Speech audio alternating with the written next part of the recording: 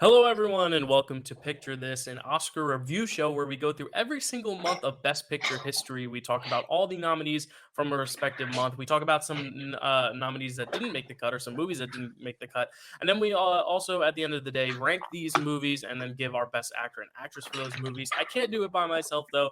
Joined next to me is, of course, Chad Webb, our second of three in a trilogy, our first series. Chad, how you doing? Ready to talk about 2002? I'm doing great. I'm very ready to talk about 2002. This was a lot of new stuff for me, actually. A couple ones that I've seen before, but not in a while. Especially one of them I had seen before, but not since like around the time it came out, stuff Nice. like that. But I've heard a lot of the music from it. So Ah.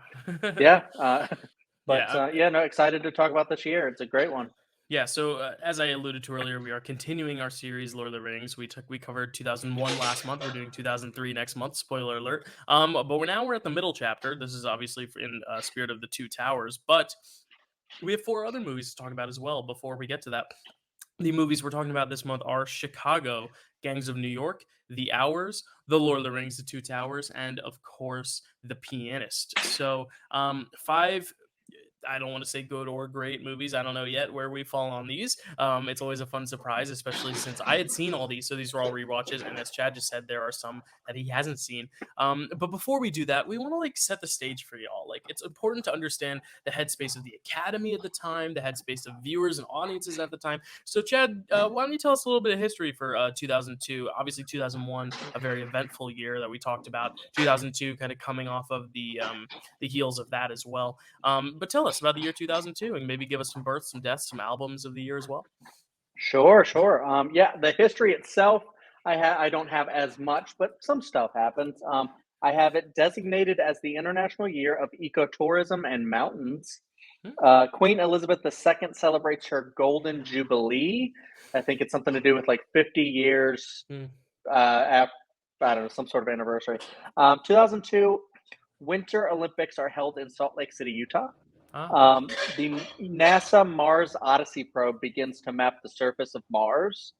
A large annular solar eclipse covered 99% of the sun. That sounds wow. pretty dark. So there you Yeah. go.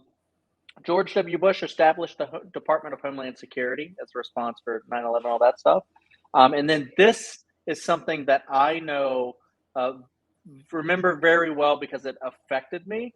The DC sniper attacks happened Ah, around this time across Maryland, Virginia, and DC. wow. I did listen to a podcast about this that put it in more into perspective because I remember just because around 2002 I was in middle school, so that was kind of Right. happening, and I remember we were wondering like, are we going to have to end up doing like some sort of like shooter drills or something like that because this was like an active attack that random people were just being murdered by Mm, snipers, and yeah. it was ended up being like two guys and stuff like that. But you can read about that if you want to dive deeper into that. It's a very interesting topic, but yeah, very scary. Yeah. That being said, we'll get into the births. I only have three. Jenna Ortega, very popular actress right now. Maddie Ziegler, she was in West Side Story, Yeah. and then Finn Wolfhard, and he's very relevant because of Stranger Yeah. Things. I mean, that's a trio if I've ever seen one. Actually, Maddie Exactly. Ziegler and Jenna Ortega in a film together this year, The Fallout, That's which right. actually deals with a shooter, and it's a very polarizing film. I call it one of the best horror films of the year. It is Mm. a drama, but yeah, very, very powerful film. Yeah, Yeah. I still need to see that one actually. Yeah, and But Maddie here's Ziegler, oddly enough, in my number one musical last year, was I Story, but also my worst film of the year, Music, directed by Sia. that's right. Thank God I haven't had to talk about that in months. Well, you still brought it up. Anyways, deaths. I hate to say deaths while I was smiling, but that's what It's happened. okay. Deaths. Deaths. Dave Thomas from of Wendy's fame. Oh, Ted Demme. Dudley Moore. The great Billy Wilder.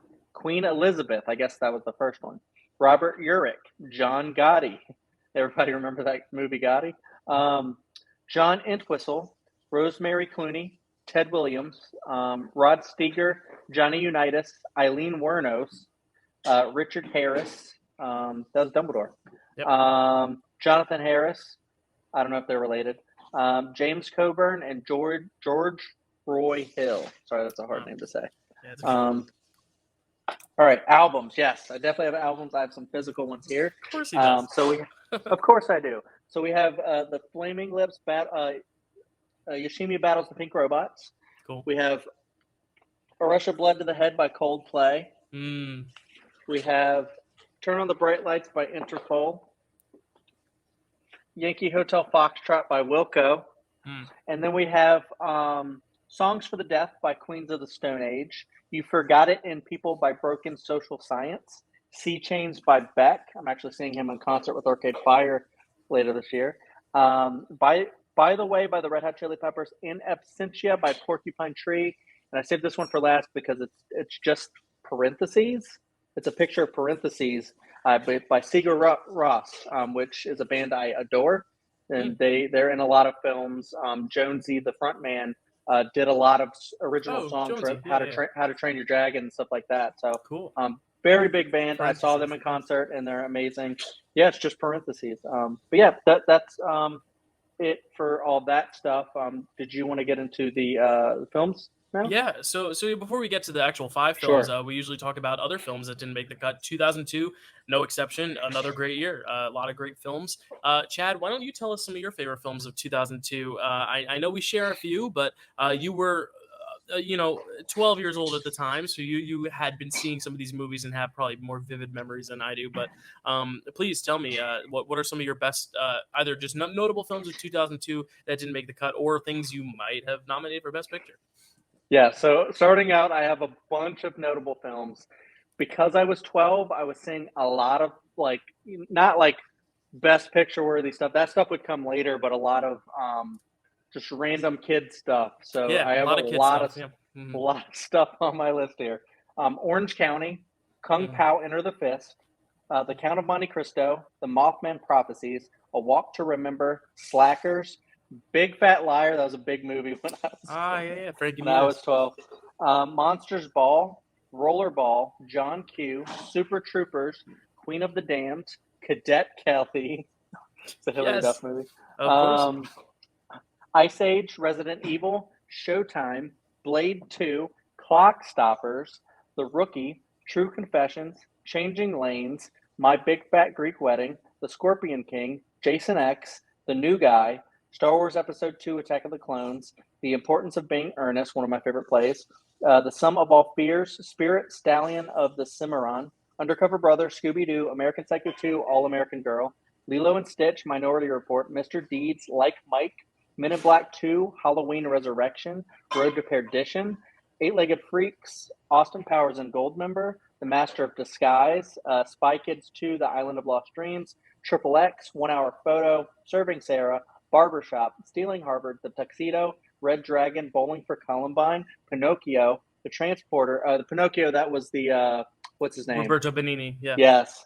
Roberto Benigni. That's a better way to say it. There you go.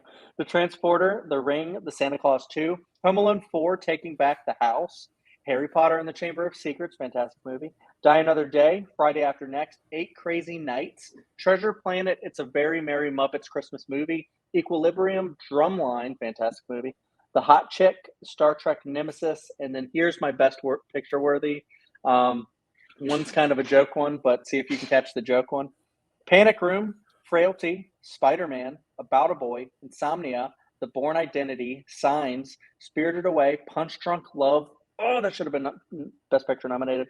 8 Mile, Adaptation, Catch Me If You Can, and Swim Fan. Did you catch the one that was the joke one? Yeah, Catch Me If You Can was definitely your joke, right? Yeah, it was.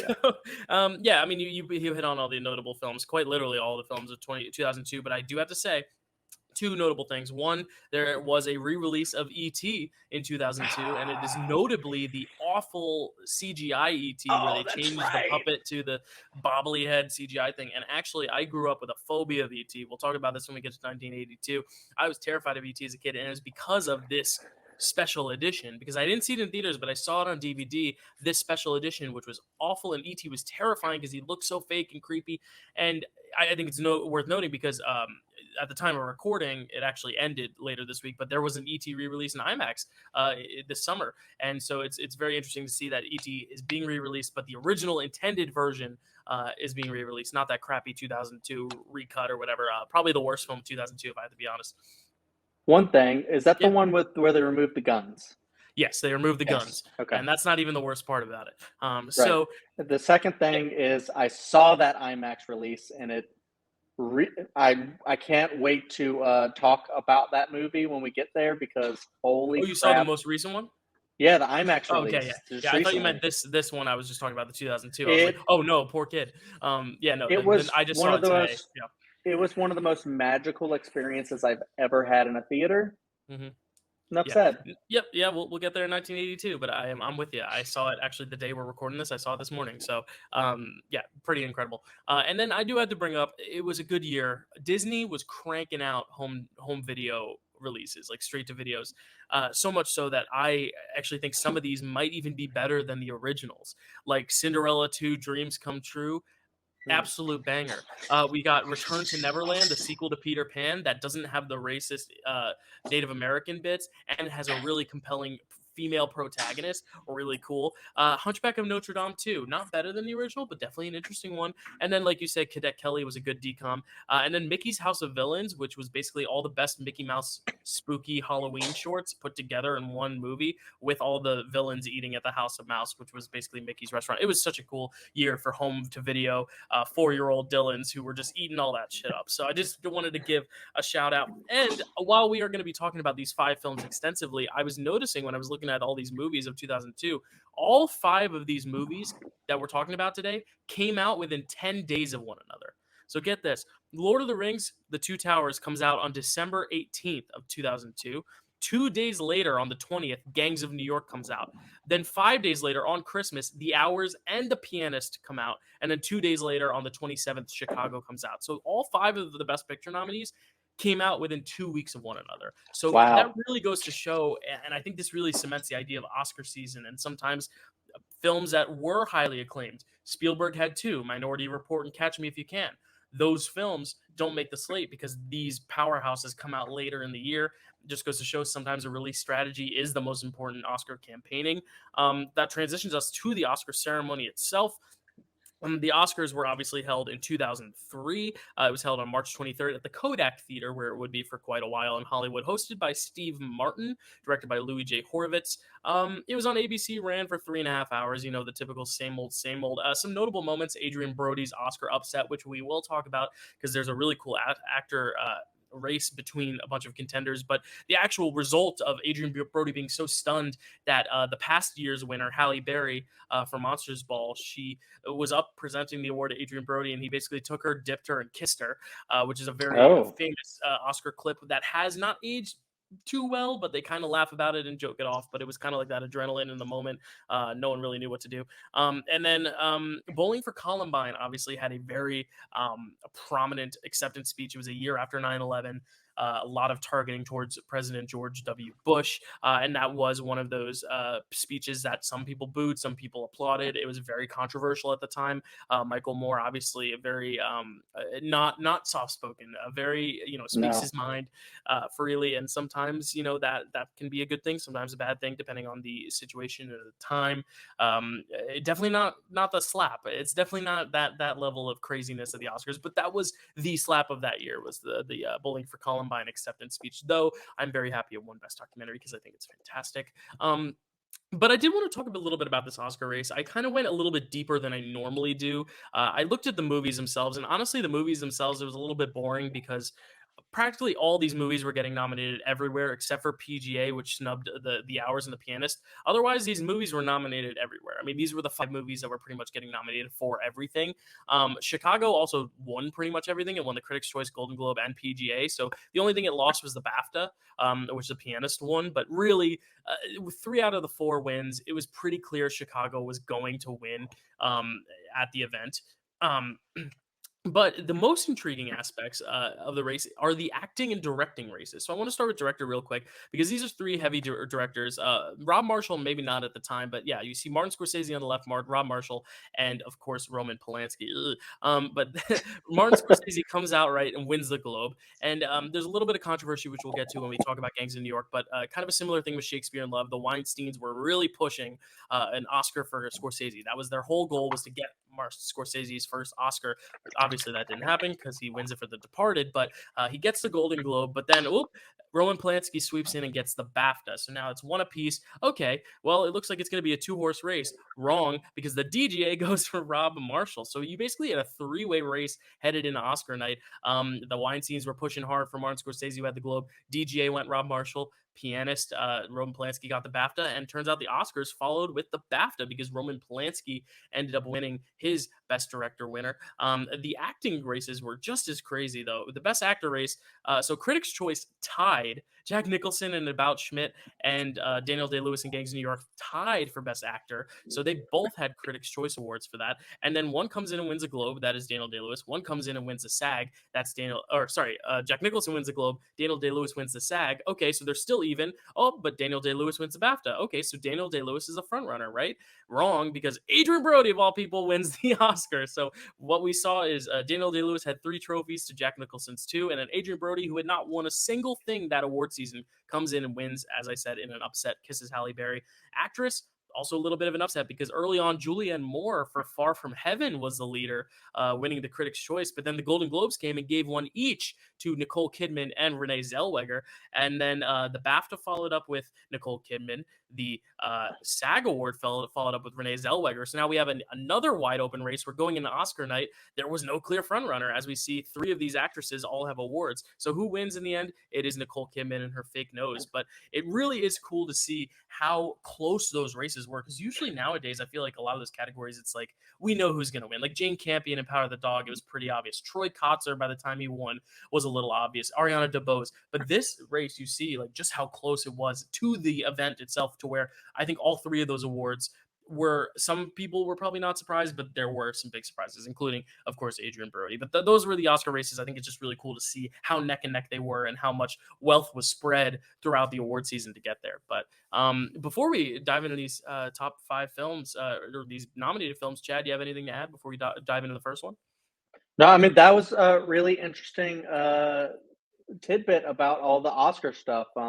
If there's any other things like that, I'd love for you to dive into that, because it is so interesting, especially if you try to do like Oscar predictions like we do. Just to notice like a lot of those trends and things that have happened, even just historical stuff, just kind of remembering. And then now, like, that kind of awkward Adrian Brody moment has been usurped by a giant slap that has occurred. So, it is what it is. Yeah, very well said, Chad. So I say let's get into these movies. Why don't we? Pop, 6. Squish, Uh-uh. Cicero. Lipschitz. He had it coming. Chicago. Written, directed by Rob Marshall. Written by Bill Condon. Cinematography by Dion Beebe. Music by John Kander, Danny Elfman, and Steve Bartek.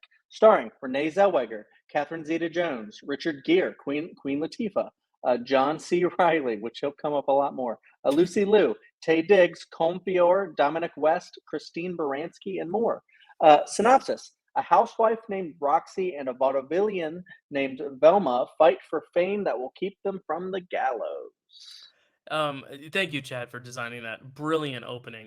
Yeah, it's always hard to segue between movies, but getting into the movies, we have no segue, so we can do whatever the hell we want. Chicago, yeah, a movie musical that kind of spurred this trend of movie musicals. Like usually, in the golden age, you would get like those big song and dance, everything's colorful, kind of Hollywood Technicolor movies, and they would all not look the same but have a similar feel. And I feel like more of the 80s and 90s was more like the cult musical time, the Rocky Horror Picture Shows, Hedwig and the Angry Inches. But this early 2000s with Moulin Rouge, and then this was like the emergence of the modern movie musical that we've seen even to last year. We've seen movies like West Side Story again, but also like Tick Tick Boom. Everybody's talking about Jamie, Jared Van Hansen. Some of those aren't as good as the others, but I mean, like, it is really interesting to see this resurgence, and this is a big part of it. This is a big part of the spark. Had you seen this one, Chad, before? Yes, Okay, so this was the one that you hadn't seen it in a while, correct? correct. Yeah. So tell me, what are your thoughts? Because I've obviously seen this one a few times. The musical theater nature of me, it goes in my blood. Like I have to put this on every so few years just to kind of keep up with, just to keep myself an honest and almost like a religion type thing. Like keep my duty to the musical theater gods by watching Chicago every few years. I feel like it's an obligation. But yeah, tell me as someone who hasn't seen it in a while, like what do you think of this one? Yeah, this is one that came out when I was around 12. I was interested in, like, I wanted to pursue acting at some point. It's like what I thought I wanted to do. Never really uh, panned out. But I did Never do too a late. lot Never of, too late. never Samuel L. too late. Jackson didn't start acting till his 50s, I believe. So or his Ooh, 40s. Yeah. what? Yeah. So, anyways, I did do a lot of drama club. Around when this came out and after. And I remember when I was doing drama in high school, this was a big one that everybody sang all the time. So all of these songs, going into this movie are like kind of seared into my brain from those days, just being Mhm. in green rooms and costume rooms and just people just blaring this the whole time and singing it, Does that and stuff hurt it like for you, that. or does So that, like, make it for you, like, no, oh, like, you recognize it and you're like, "Oh, that's great, I hear that," or is it like, "Oh, this one again," you know? No, I think all of these songs are fantastic. I Mhm. love this movie. Great. Going into this one, it was just a refresher of a movie that I saw a long time ago, scenes that I had seen, like clips of, like little bits and pieces of it every now and then. I've seen over the years, but doing just sitting down and doing a full rewatch. This movie was just such a fantastic watch. I loved every little bit of it. Watching it as an adult is such a different experience, Mhm. that I fell in love. All of the characters, the music, the set design, just really everything about it. The story. I just thought that like Renee Zellweger was like a powerhouse of acting there, and just like everything with her. And oh, Richard Gere. I never really cared about Richard Gere until I saw this movie again, and then I'm like, Yeah, same. I like Richard Gere now. I Yeah. never really cared about him. Oh, I like him in Days of Heaven too, but like, Mhm. this is such a really fun role for him. Mhm. And then John C. Riley, he has such a really great role in this. Well, not great because it's sad, It is sad, yeah. but I love his song. I love how Yeah, he Mr. performs Cellophane. his Mhm. song. Yeah. Mhm. Um, and I just love to pop this on in the car now and just sing it over and over. I'm like that all the time when I see a movie that has a Mhm. bunch of music in it. Like I'll put on Sing Street music all the time and listen to that. And so now it's been a lot of Chicago, and just watching this and seeing like smile on my wife's face because she loves this movie. It was just such a fun movie to watch with my wife, and I also kind of want to put this on every so often now just to rewatch it because I love For sure. how a lot of these scenes are set up. Like one of my favorites is they both went for the gun Yeah. song, Yeah, like the and puppet and marionette type thing or ventriloquist, yeah. Yes, oh yes, oh yes, we both, oh yes, we both, oh yes, we both reach for the gun, the gun, the gun, the gun, oh yes, we both reach for the gun, for the gun. I love all of that. And Christine Mhm. Baranski's in there. I was like, wait, she played Mrs. Lovett at one point, and I was Oh, like, did she she? gonna sing? Yes, she Yeah. does sing. Yeah. Understandable, understandable. Yeah, this one is just a fantastic watch. I just love the story of them both getting Velma and Roxy. Roxy getting going to jail because she kills the guy from The Wire, and then they they basically they both want to get back to fame or pursue fame and vaudeville and stuff in general. And I just love everything that plays out. But my favorite thing about this movie is that it's a story about someone who goes to jail and then wants fame but has to try to get out of jail somehow. So they hire a lawyer who's really good. He only cares about love, which is really great. Apparently, that's all he cares about. And then every single aspect of this story is set to some sort of music, set to some sort of like production. So it's almost like Mhm. even like the court scenes, it's like a court drama almost, but it's not really, because every little thing is a musical number. So Right. when he's like, I got to tap dance to like get out of this situation, and and then razzle dazzle them, Mhm. So Right. uh, Yeah, it's a great parallel of like the vaudevillian, like you said, like the show stopping, everyone's in glitz and glam costumes. It's a performance, and then like the real life stuff and the interchanging between. And I call 2002 the year of the editor. Like this is the strongest crop of edited films I think we'll ever see in one Best Picture slate. This nice. film in particular, though, the way it's edited is masterful to me because it's like you're basically telling two stories in one. You're telling the surface level story of what's actually going on, and then you have these almost like fantasy dream sequences, and they're not really dreams. Some of them are actual flashbacks to real vaudevillian performances, but it's like kind of that longing and that fame and kind of the masks we put up as people, and what that dichotomy that brings of the realistic versus the show and what's on the stage and what's performance. And then at the end, like you said, like it almost kind of blends together to where like the real life is the performance even, and like the courtroom is the performance, and she has to perform in the court, and then you start to see how those two worlds merge, and they're not very far apart from one another.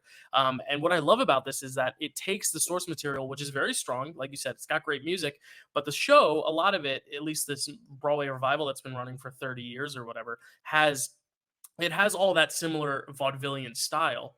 But with the film medium, you're able to now like kind of soak up more of the plots. Like you're able to see her actually in that confrontation with the gun, and you get to see when cellophane is going on. You have those scenes with John C. Reilly also talking to the lawyer in his office. You don't get all that in the musical. It's usually just the song, and you kind of get the context, and there are scenes in between. But with the film medium, you're able to kind of simultaneously show both sides of the coin at once, and I just think that's so masterful. It's using Yeah, the actual medium to do something different with the musical and actually say something about the musical rather than just, hey, I'm going to take this musical and put it on screen. And some musicals it works that way, but this musical, it felt like they actually had something to say and something to change and something to improve the original stage musical with. And those are the best types of movie musicals where you can actually justify a film absolutely. adaptation. We've talked about other movie musicals on here, some that I love, like West Side Story, some we both love, like the new West Side Story, some that I like, but you don't, like Les Mis. But all of those, even like sometimes I've asked myself, well, but why the big screen? Like, what makes this any different than the musical? This, I think, justifies it 100%. Justifies why this is a film and why it works as a film. And the editing by Martin Walsh is just incredible. I think it's so crisp. It flies to the point where they're doing Hot Honey Rag at the end, and I'm like, it's already over. Like, this is it. Which is my favorite number. And there's no singing; it's just them dancing, but it's incredible. But yeah, so many great numbers throughout. I love it. I love it. And the performances, like you said, are so good too, because you're getting that show Yes, stopping, like the ones of them in performance and then the ones of them in real life. And the greatest thing about these performances is these characters could, in the wrong hands, be very unlikable, and some of them are, but like they have to have charming actors behind them to kind of put up that facade, like you said with Richard Gere with the puppet and the all I care about is love. Like he's a slime bag, but you need to still be charmed by him, and that's why he sings that song, because it's all the girls swooning and oohing and ahhing over him, because that's his thing, is that he's dirty. He's a dirty lawyer, but what he does is he puts on the smile, he gets his way, he has a perfect record, like he's the hot shot, and you need those charismatic actors behind there, and I think he brings it. Renee Zellweger and Catherine Zeta-Jones, like all three of them, and more, and the whole cast, but like specifically those three leads, like really do a good job in making these people, who they are prisoners, they did do the crimes they committed, like they are all murderers to an extent, a lot of them. allegedly. The Yeah, only one that you're really kind of like not given any reason to not like is John C. Reilly, but even then, like you see how quick he is to kind of like give in and to his wife, which is, I guess, could also be a negative attribute, just the way he's so easily whipped, I guess you'd say. But like, I really, really enjoy these performances because they bring such charisma to characters that, in the context of the story, need charisma in order to succeed in what they want, and that's part of their manipulation as well. And I really, really like that, and I love just how this has set the trend. Like that number with the ventriloquist doll, the reach for the gun, reach for the gun. It reminded me of the Tick Tick Boom therapy number, just like that style of like the kind of zany, quirky, vaudevillian style, juxtaposed with the real life arguments and real conversations of life. And I just think it's a great back and forth, and I'm so glad that we both like this, because I haven't seen this in a little while, but I just always like it more and more the more I watch it, and it's become one of my favorite movie musicals, and I think because of its influence as well, for sure. yeah, yeah. Same for me, and I think this is probably the more and more I watch is going to become like one of my all timers. So yeah, and my favorite number is I probably I love the both reach for the gun one, but Roxy. I just Mm. love how she says what she wants, and she gets it at the end. They're gonna wait outside in line to get to see Roxy. I know someone who doesn't like the movie that much because a lot of the characters are not likable in the way where you're just like, you don't want to root for the people who did the crime, stuff like that, but they're so likable in their unlikability that Yeah, like their stories are you're attracted to their stories and their lives more so Yeah. than you are them as personalities. You know what I mean? Like you're not And rooting for her to necessarily like get away with murder, but you're rooting to kind of see what this will lead to, and you kind of want to lean in and see where this will go. So to when it all falls apart, or doesn't even fall apart, but to the point where one lady decides to shoot someone outside a courthouse and she's all of a sudden old news, it's like, wow, like fame can be gained and lost in just a matter of seconds, and that's what's intriguing. Is just seeing how fame can crumble a person.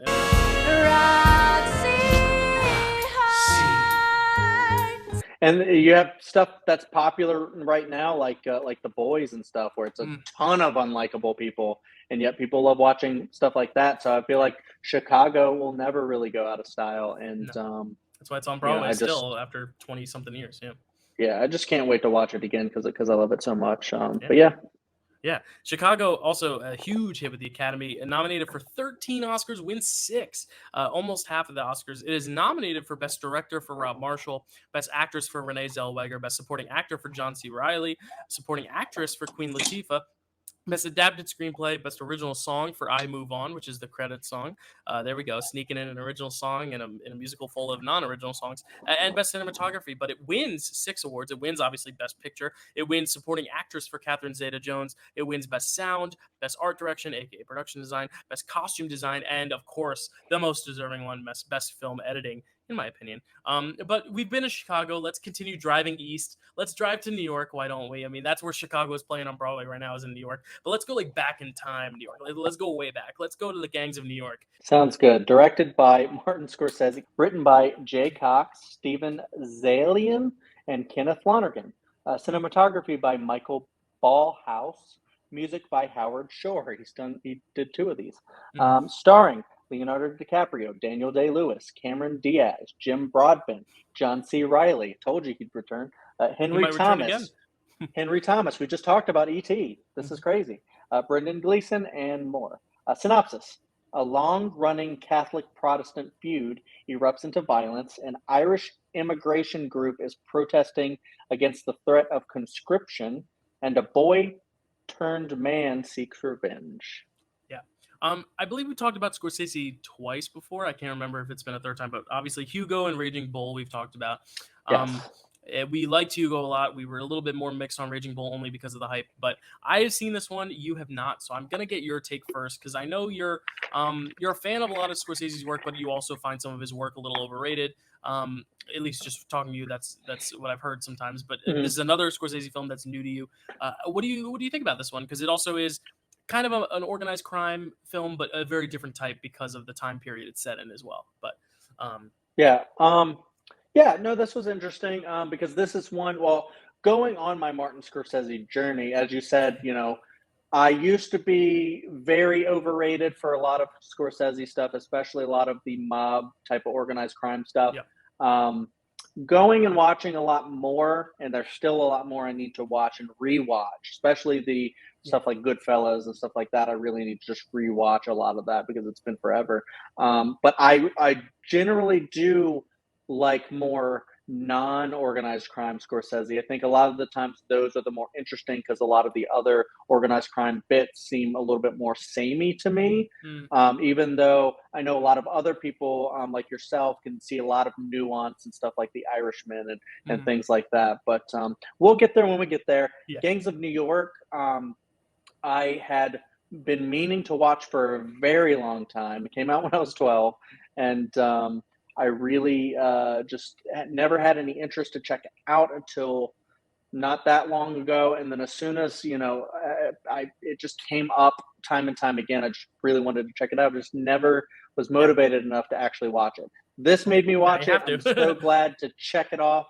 I enjoyed it. It was I don't think it's like one of the greatest films he's ever made, but I did enjoy it. I liked a lot of the stuff. I like to see a lot of the politics that were going on around that time, talking about racism and just things that people didn't want to pass with laws, and seeing Irish immigrants coming in, and you had even prejudice there. Yeah.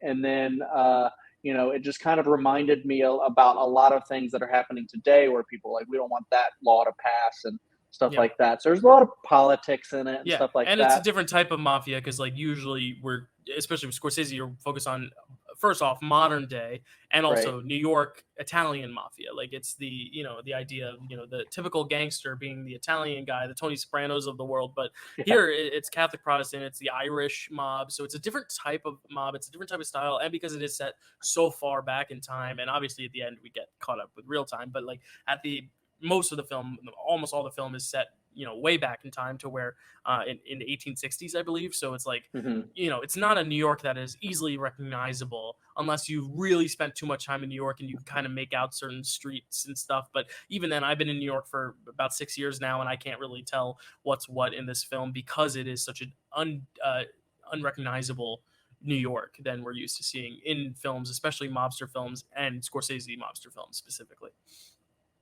Yeah, and again, we already talked about Belfast, this is over here, this is the Catholic versus Protestant type of feud stuff that's going on early in the film. Leonardo DiCaprio's dad, played by the great Liam Neeson's, if he's your shit, he gets killed, and then that's the whole kind of inciting incident for Leonardo to the revenge plot. Revenge plot. I think that is the most interesting part of the movie, because that's a thing that you can actually follow. It's how is he gonna get there? Is he gonna do it? It's years later. He's grown up. He's now Leonardo DiCaprio. I do love his friend, played by Henry Thomas in the movie. He has kind of a tragic end and stuff. But Leo going, the Cameron Diaz thing, where she's a thief and stuff, and they have a romantic interest, is kind of interesting, and her relationship with Daniel Day-Lewis's character Bill the Butcher. I think Daniel Day-Lewis, as usual, is one of the best parts of the movie. Just his performance the whole way through. He spared me because he wanted me to live in shame. This was a great man. So I cut out the eye that looked away. Sent it to him wrapped in blue paper. Yeah, he's a different type of mob boss. He's not the stereotypical one. And I keep saying mob boss. It's a very different type of organized crime. But he's the boss. He's the head honcho.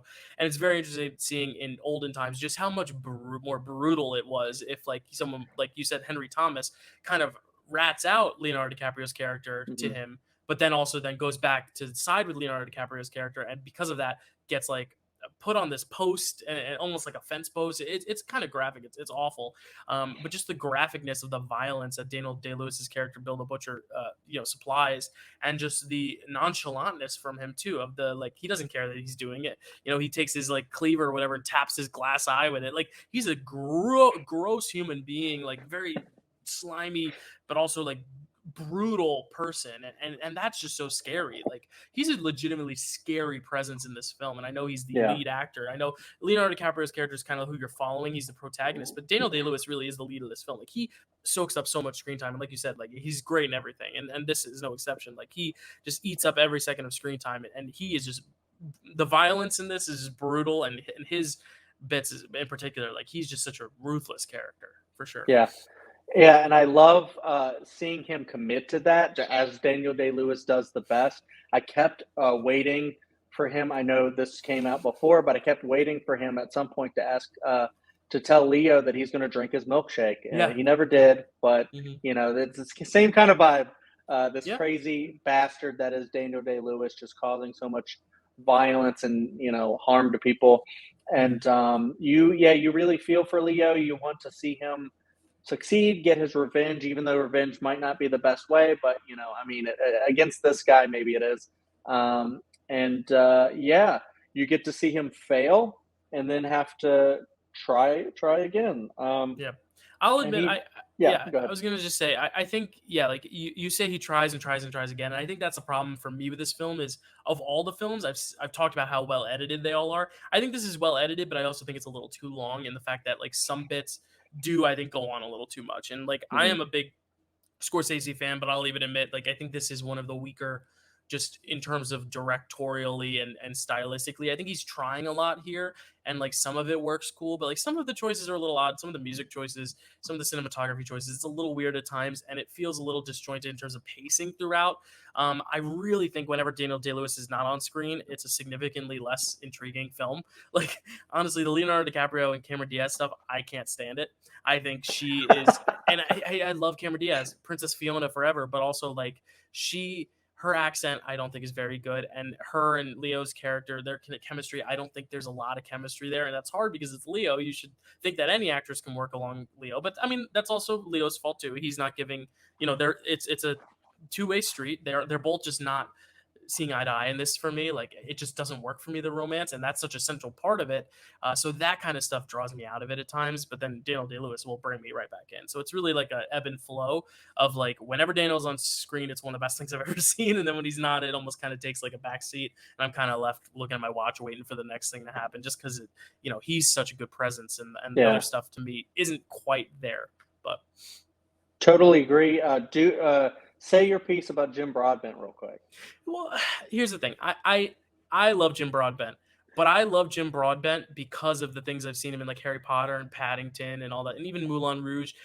To hear him do this accent, it took me by such surprise. I was like, what? That's Jim because he's doing a perfectly fine accent, and I don't have a problem with the accent. It's just the fact that it's weird coming from him. It's like, it's like when you first hear Chris Hemsworth speak in an American accent for the first time, and you're like, wait, okay, fine, whatever. Like there's some actors where you just feel like they're synonymous with their accent. It'd be like if Steve Irwin, the Crocodile Hunter, was speaking in like a Jamaican accent. It just wouldn't make sense. It just like doesn't feel like it fits the body saying it.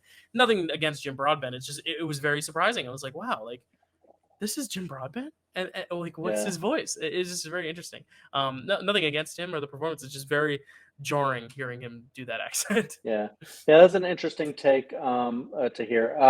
The one thing I did want to touch on because I agree with everything you said pretty much. I didn't really care for the romance. I thought Cameron Diaz was pretty good in it, but other than that, the cinematography stuff I wanted to touch on, because I did sit there and I was like, okay. I was like, this is the great Martin Scorsese, and then you expect him to be kind of flawless with his direction because he's so well regarded as one of the great directors. And then I'm watching Gangs in New York, and I'm like, okay, here comes all this early 2000s Moulin Rouge style slow motion during the scenes, and I'm like, why is this here? Yeah, and it might just be directors of the time wanting to try it out and be experimental. Like that could be a case too. But it's also like, I don't know. It's interesting because when a director has such a high caliber, it's like you could just kind of keep doing the same thing or switch it up. But if you switch it up, there's a risk, and I don't necessarily think it's a terrible risk. Like I think it works fine. It's just not as impactful now as it probably was when people saw it for the first time. They were probably raving about it, like, oh, this is such a cool idea. But now, obviously, 20 years retrospect, it doesn't look as good. But yeah, wow, 20 years ago, I just realized 2002, crazy. But yeah, I think it's a good film. I honestly think I get the most chills at the very end when they kind of go through that whole like slow transition to modern day New York, and you start to see the skyline start to emerge and the buildings start to come up and all that stuff. Like that took my breath away because this was filmed pre 9/11, so the two towers or the twin towers. Sorry, Two Towers is the movie we're talking about in a minute. But the twin towers are standing there, and you get this chill almost because it's like this is probably one of the last documented pieces of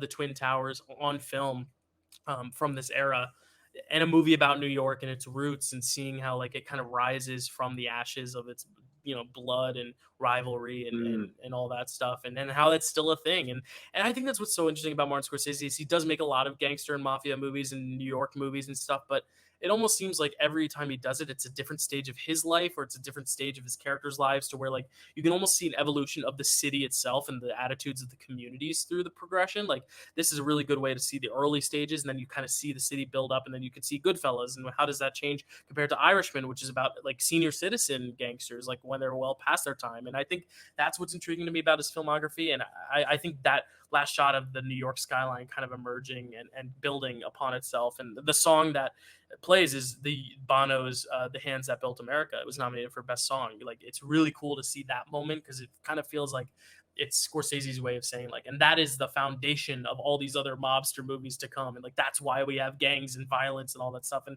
it's still true because it still exists to this day. So I think it's an interesting film, even with its flaws that we've obviously mentioned, but really, really interesting. Gangs of New York, 10 nominations, doesn't win a single one, unfortunately. It's not the record. The record is slightly more, but almost beat the record there. But it was nominated for quite a bunch, including picture, director for Martin Scorsese, actor for Daniel Day-Lewis, original screenplay, original song for Bono's The Hands That Built America, sound, best art direction, cinematography, costume design, and keeping along the theme, best editing. This film, depending on if you like mobster movies, could feel like it goes on for minutes, could feel like it goes on for hours and hours and hours. Speaking of, let's talk about the hours. Chad, tell us.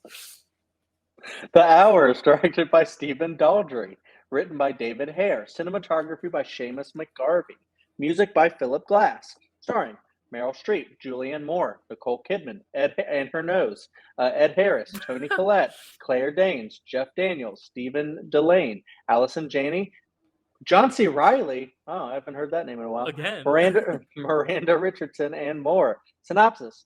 3 women of different generations are interconnected by the 1925 novel Mrs. Dalloway by Virginia Woolf. Yeah, wow. Like, what a premise. Like, I can't imagine the elevator right? pitch for this. It's like, okay, so here's the deal. We're going to tell a story about 3 women who 2 of them are contemplating suicide. One of theirs is like has a best friend who's contemplating suicide, and we're going to connect it all by this really deep book, written by obviously Virginia Woolf, who people do know. People study her in high school, college, whatever, who famously killed herself. What an elevator pitch, though. Like, what a crazy idea to just say, like, let's fund this movie. But hey, it was made, and a lot of talent is behind there, because that cast. Whew, I mean, this whole slate has some big casts, but none on paper are probably as impressive as this. Like Meryl Streep, Julianne Moore, and Nicole Kidman in itself, but then all those supporting performances, like even people that weren't like huge stars yet, like Claire Danes, Toni Collette, Allison Janney, but like nowadays, like Allison Janney's won an Oscar, Toni Collette should have an Oscar. Claire Danes, Homeland, like so many of these actors are just like huge now. John C. Reilly, like all of them. Ed Harris, I mean Miranda Richardson. It's such a amazing bunch. So Chad, you hadn't seen this one, right? This was a first watch for you as well. Correct. So tell us, what did you think of The Hours? Because it is a deep one. I didn't want to rewatch it, but I did. So I'd like to know on a first watch, what you thought of it. Yeah, no, it's interesting. I didn't know anything about this going in, and I just while watching it for the first time, found out that it had something to do with Virginia Woolf, who I know like almost nothing about. Okay. Cool. Yeah, watching it, discovering that. Wait, is that Nicole Kidman? What? Yeah. And then my first time too, I was like, wait, when's Nicole Kidman showing up? And it took me like maybe 10 minutes into the movie to be like, holy shit. Yeah. What? Like it really does take you by surprise. And the nose is actually very, very noticeable. I don't think that was that well done. Not at all. The performance is pretty great. I don't know if it's like best of the best, kind of a deal. It's pretty good though. This movie kind of feels a little bit like an anthology movie, because it is like 3 totally separate stories just with a connector. Like none of these characters, the 3 like characters or whatever, ever meet or anything like that. Well, until the end, yeah. Oh, they do meet at the end? I didn't even remember that part. Yeah, so Julianne Moore comes to the house. Meryl Streep invites her over, and she sees the daughter. That's right. Okay. You're Laura Brown. Yes, I'm Richard's mother. Yeah. But they don't meet but she's Virginia much older. Woolf. I mean, yeah. No, So no, that's. No. Now I remember that. Yeah. And that was actually a pretty interesting part of the movie. Right. Yeah, the 3 stories are pretty interesting. I think the least interesting is actually the Virginia Woolf one. Is a little bit agree. of the least interesting of it. I mean, it's kind of just like her like you said, contemplating suicide. Her husband, like, don't do that.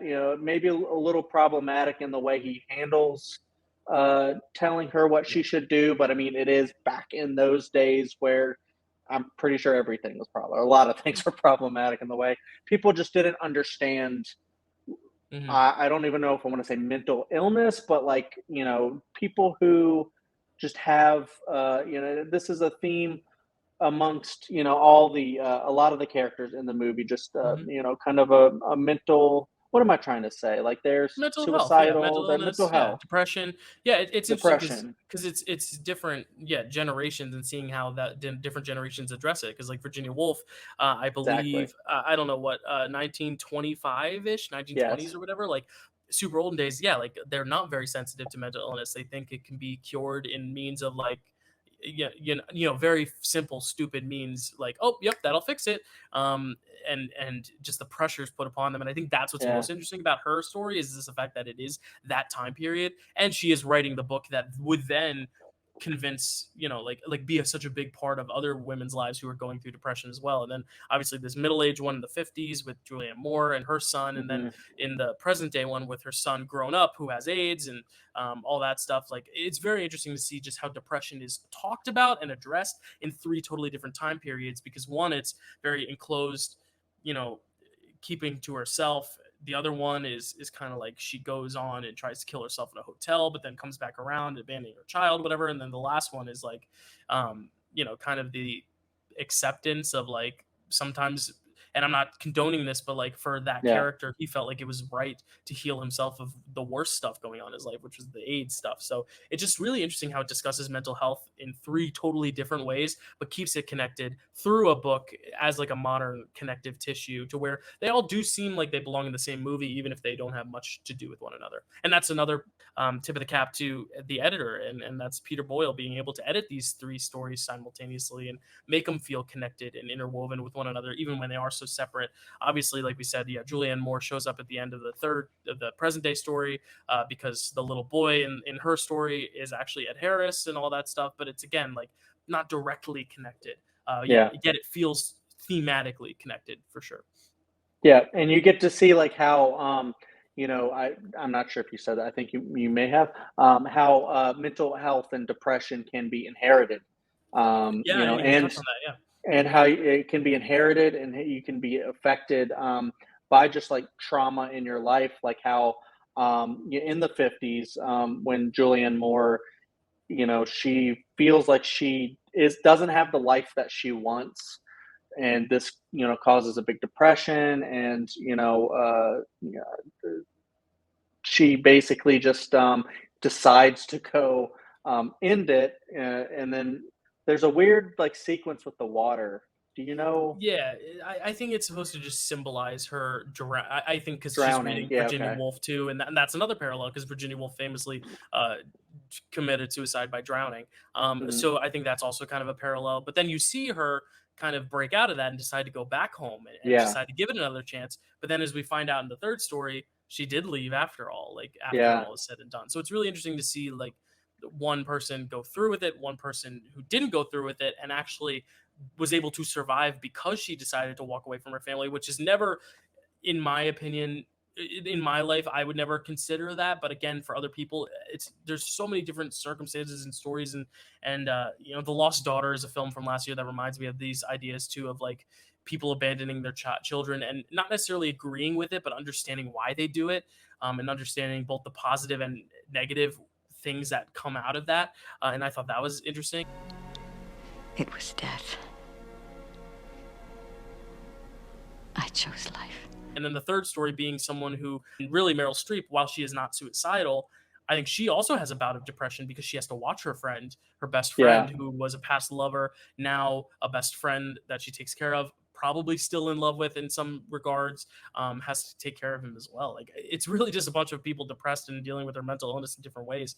And to me, that's just so interesting the way each story is so different, yet so similar all at once, Yeah, like I no, I totally agree, and like it's just kind of an interesting situation, like all the sociological stuff that happens, like the time you were born in, and just kind of what ends up happening to you, and the circumstances that you're, all the pressures to conform to some sort of gender role or just role in society that you're Mhm. supposed to exist in, and you can't do anything else. You're meant to be the housewife, you're meant to have a kid, and then what if one day you realize this is depressing me. I never wanted this. This is not Mm. how I wanted life to go. And again, yeah, it's sad and it's terrible that she left her family, and you want Mhm. to judge her and say that's the worst thing you can do, and it is. And I do still kind of judge her, but then at the end of the day, I'm like, well, she never wanted that for her life, and then she did something Right. about it, and then you see all the ramifications that come of it, and then even she admits that no one's ever going to forgive me for that. Mhm. But I did what I did Yeah. because that's what I wanted to do. Yeah.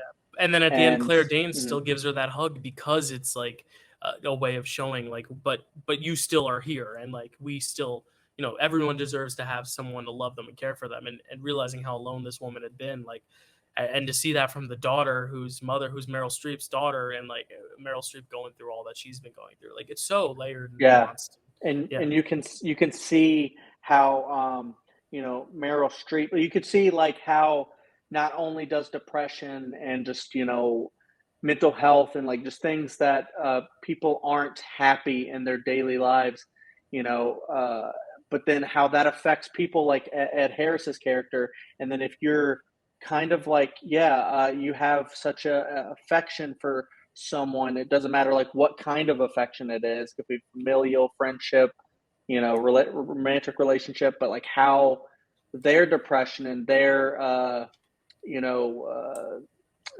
disease or whatever can affect someone else in such a profound way that makes them, like you said, kind of depressed by association almost. It's just kind of Mhm. a disease that spreads everywhere sometimes if you're so close to somebody and they are like clinically depressed, like Ed Harris is. A recommendation while we're on the subject for depression. Gary Goldman, one of my favorite comedians, he Mm. did a comedy special called The Great Depression because he actually had to quit comedy for a while because he had such crippling depression. Like it really can get that bad where Mhm. you don't know what to do with yourself and you could contemplate suicide.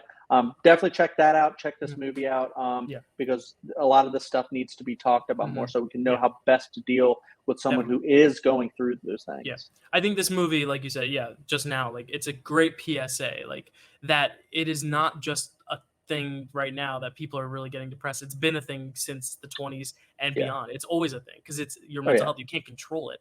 And I think that's one thing that this film highlights well is that it's always been around mental health problems and it always will be.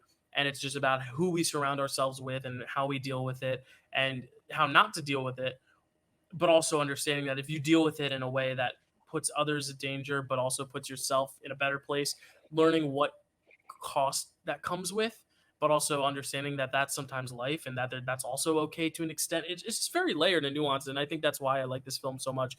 I don't ever want to watch it again because it does make me very sad. Like it is a sad film. It is very Oh yeah. unfortunate. Because Virginia Woolf was a real person. These other people weren't, but she was, and that's very tragic. What happened to her. Even more tragic than the makeup job on Nicole Kidman's face. Not at all. Yeah, it's very very tragic. And like I said, like it is the most uninteresting of the three, but only because I think it's so interesting to see how it evolves over time, depression and mental illness. And I think just the performances, I like Nicole Kidman in this, but I think Julianne Moore for me is the standout. And I think Ed Agree. Harris in the third act or the third part is so charismatic as well and so Agree. intriguing. And I would honestly go as far as to say this is my favorite performance of both Julianne Moore's and Ed Harris's. And I know there are a lot, Nice. but I really Same. think these ones are really, really good. And this whole ensemble is so good. Even like the bit parts. Toni Collette, John C. Reilly, even the little boy who plays young Ed Harris is so good. Just a very, very good crop of actors. But yeah, very hard watch. And if you're gonna go watch this. Trigger warning, obviously, because it is tough.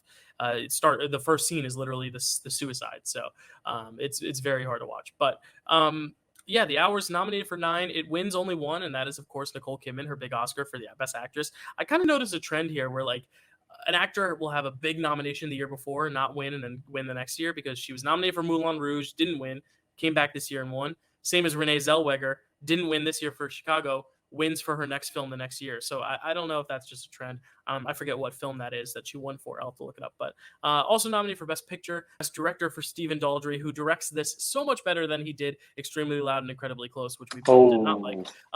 Best Supporting Actor for Ed Harris, Best Supporting Actress Julianne Moore, Best Adapted Screenplay, Best Original Score, which is also great, Costume Design, and Best Film Editing. Film editing just keeps happening. Speaking of edits, I've seen a very extended edit of our next film, but I've never seen the theatrical cut. So let's talk about it. The Lord of the Rings, The Two Towers, theatrical edition. That's right. We're talking about the movies that were nominated at the Oscars. The Oscars nominated the theatrical cut. So that's why we're talking about it. And Chad, take it away. All right. The Lord of the Rings, The Two Towers, directed by Peter Jackson, written by Fran Walsh, Philippa Boyens, Stephen Sinclair, and Peter Jackson. Cinematography by Andrew Lesney, and music by Howard Shore. Starring a lot of people. Elijah Wood, Ian McKellen, Liv Tyler, Viggo Mortensen, Sean Astin, Cate Blanchett, John Rhys Davies, Bernard Hill, Christopher Lee, Billy Boyd, Dominic Monaghan, Orlando Bloom, Hugo Weaving, Miranda Otto, David Winham, Brad Dourif, Chucky, Carl Urban, Andy Serkis, and more. Synopsis. Frodo and Sam continue their journey to destroy the One Ring, joined by Gollum. Aragorn, Legolas, and Gimli are reunited with Gandalf to battle Saruman at the Battle of Helm's Deep. And Merry and Pippin meet the Ent Treebeard, with whom they plan an attack on Isengard. I believe that's all correct. Yes. Okay. I was going to say John Rhys Davies twice, because he plays both Gimli and Treebeard.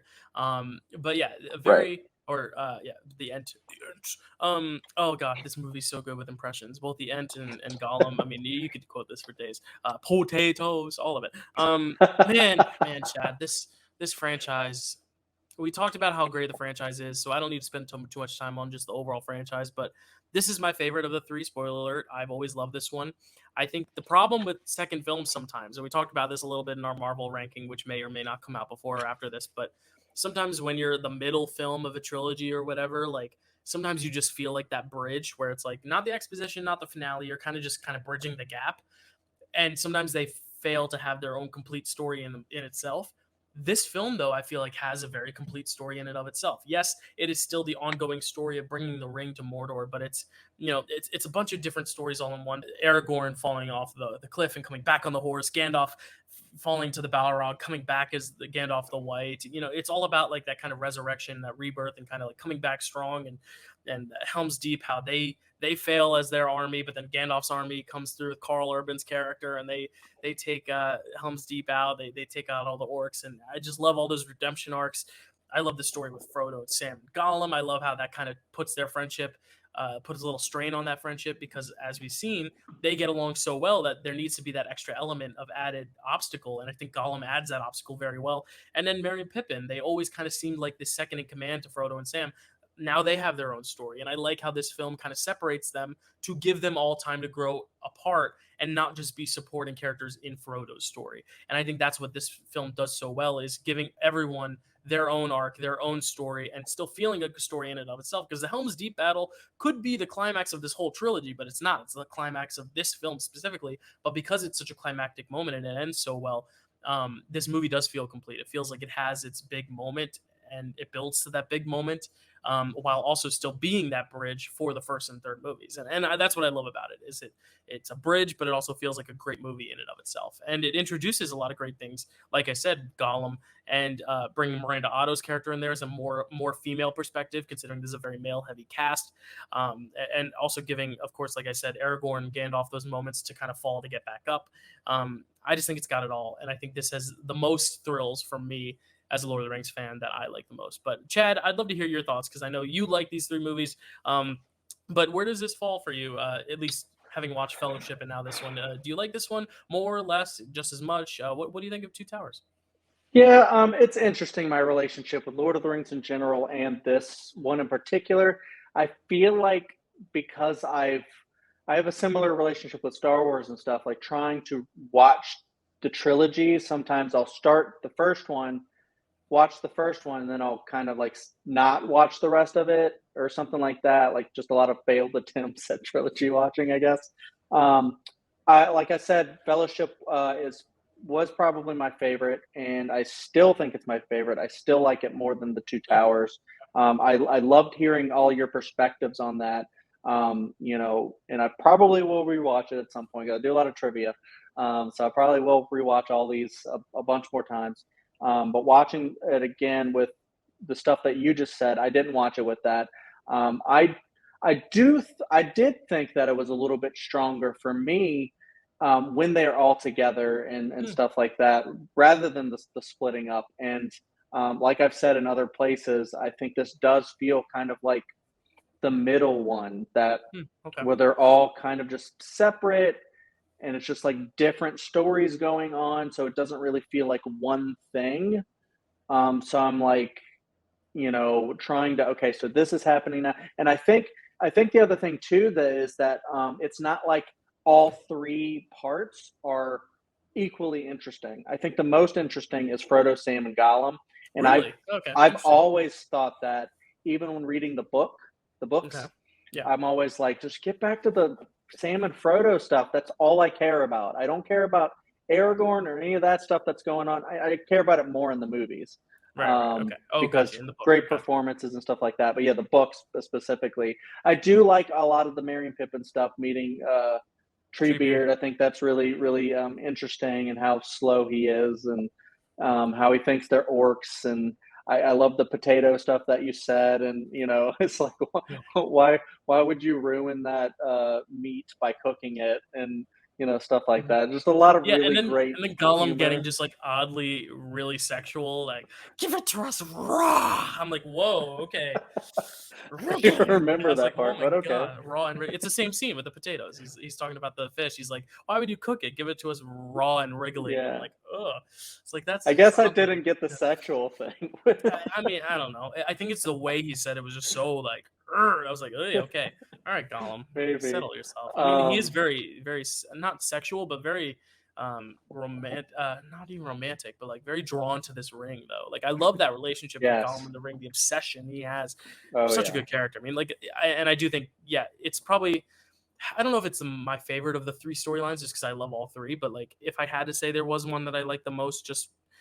I mean, every time Gollum's on screen, I love watching him. I think Andy Serkis, it's a revolutionary performance. Not listening. I'm not listening. You're a liar and a thief. No. And we've seen him go on to do that again with Caesar, but like him with mocap is just so good. And just his voice and the mannerisms and the eyes and the expressiveness, it's so good. So good. I've always, ever since the Planet of the Apes ones came out, I've always kind of preferred Caesar over Gollum, but I do love how much Gollum we get in the Two Towers, because I also really love Gollum. That was the one character that I went like, what is that? Like when I first heard about Lord of the Rings and saw the movie, but I didn't like see them in the theaters or anything like that. I wasn't that interested then, unfortunately. But then when I wanted to read the books and stuff like that, because I was interested in what that character Gollum was.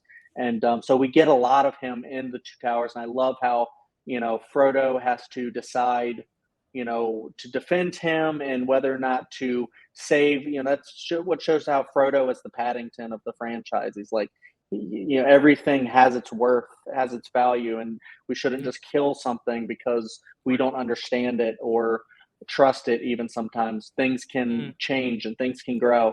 And even Sam doesn't want to like get rid of Gollum and stuff, even though Sam's one of the best characters ever. Exactly. So. Like, because I always think of Sam as a Paddington, but you make a good point, is that Frodo's the one who's like, we should keep him alive. But then at the same time, and this might be more of a Return of the King thing, so I don't want to jump too far ahead, but we start to see a little bit how Frodo kind of acts like a dick to Sam because he's trusting Gollum too much. So to where I think that is a Return of the King thing. So we might want to save that conversation. But I like this dynamic though, the trio of like, for Sam and Frodo, buddy, and then this new guy comes in. It's almost like a love triangle. It's like Sam's jealous that Frodo's putting so much attention to Gollum. Sam wants to get rid of Gollum, but Frodo wants to keep Gollum. But then Gollum corrupts Frodo and Sam, and we'll see how it ends, obviously. But you can even like kind of see that different people can be different Paddingtons at different times. Right.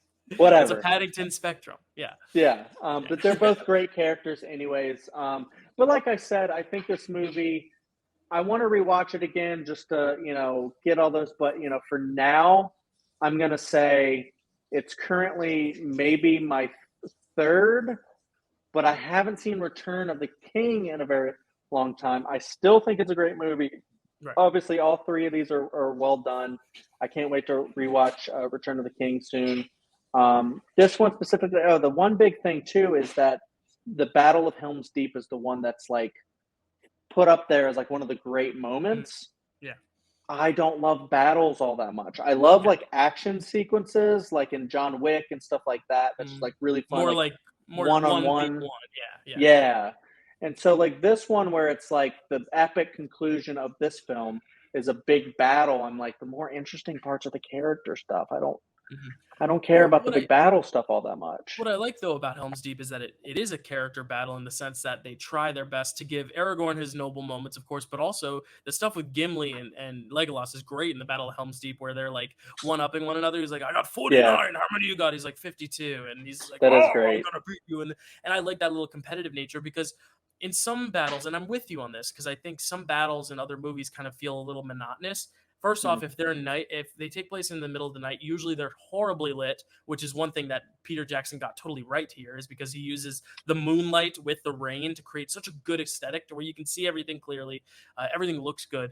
And then, the comedic banter, because honestly, if you're a bunch of guys in an army together, like, yeah, you've got a job to do, but like, if you've got personalities like Gimli and Legolas, you're going to start talking shit to one another. You're going to have like competitive nature. It's almost like athletes on a basketball court or something. You're playing a game, but sometimes a little competitive nature takes over you on your own team, and you kind of have to outdo your brothers on the court. And I like that aspect about it, is that it's not just a battle. It's got a little nuance there. And I see what you mean just in battle scenes in general. I just think this one is elevated because of those things, because of the way it's shot. And of course, that dynamic. And I mean, Legolas taking the shield as a skateboard down the stairs is probably one of the coolest things I've ever seen. But is this also the one where Gimli has Aragorn throw him and he says, "Don't tell Legolas"? Okay. I don't want to say that the battle is not well done. That is not what I'm saying at all. Yeah, I'm not saying that you said that I'm saying. I know. I'm just saying that I'm not. People in the comments before you say it. This is I got you. But I'm just saying, I think my enjoyment sometimes for this one is not as good, at least as Fellowship, maybe Return of the King as well. I'm not sure. I can give you more thoughts on where Two Towers falls once I rewatch Return of the King, because I think that's the one I've seen the least. Return of the King? Wow. Yeah, because it's the third one. So I don't always get to it. They're so long. It is long, yeah.